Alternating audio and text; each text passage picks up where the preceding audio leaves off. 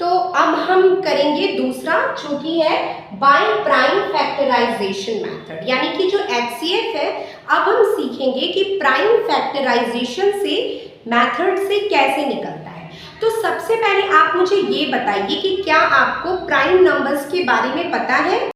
Prime numbers यानी कि अभाज्य संख्या, ऐसी संख्याएं जो केवल अपने टेबल में आई है ना, 1 के टेबल में तो सब आता है ना, तो नंबर्स जो कि डिविजिबल हो 1 से और नंबर इटसेल्फ खुद से ही डिविजिबल हो, वो होता है prime numbers.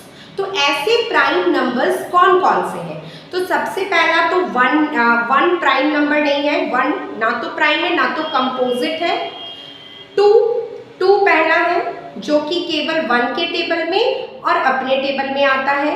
3, 5, 7, then 11, 13, 17, 19, these are prime numbers, है ना।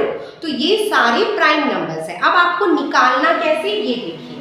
तो सबसे पहले हमने नंबर लिया है 40 और 50, है ना। तो सबसे पहले हम क्या करेंगे, 40 का यहाँ पे निकालते हैं, 40 और 50 का। ये हम क्या कर रहे हैं, ये हम प्राइम फैक्टराइजेशन मेथड के थ्रू निकालेंगे, है ना। तो सबसे पहले ये 2, यहाँ पर हम जो भी नंबर लिखेंगे वो प्राइम नंबर्स होना चाहिए।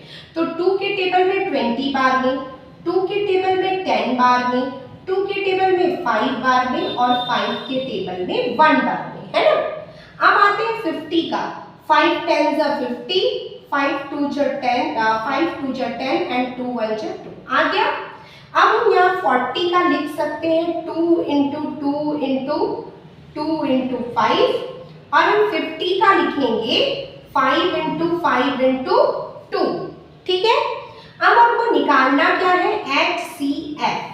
तो अब हम क्या देखेंगे, इन दोनों में से क्या क्या मिल रहा है। ये 5 मिल गया, ये 2 मिल गया, बस और तो कुछ नहीं मिल रहा है।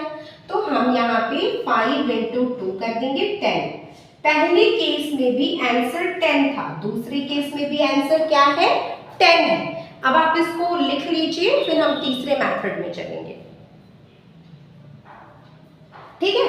अब हम थर्ड नंबर वाला मेथड में जाते हैं, जिसको हम कहते हैं बाय डिवीजन मेथड, भाग विधि। अगर आपको डिवीजन मेथड अच्छे से समझ में आ जाएगा तो आप डिवीजन मेथड से सारा HCF फाइंड आउट करेंगे, है ना। तो बाय डिवीजन मेथड अब मैं आपको बता रही हूँ, ये सबसे इजी है ना।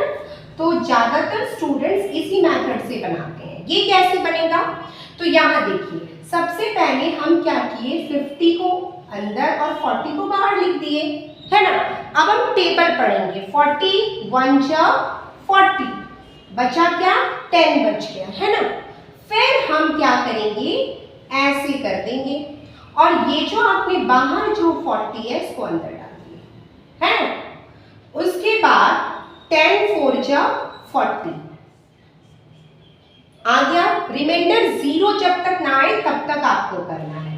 तो इसका HCF लास्ट में जो है, जिससे जब 0 आए उस समय आपने जिससे इसको डिवाइड किया है वही इसका क्या आ जाएगा, आंसर।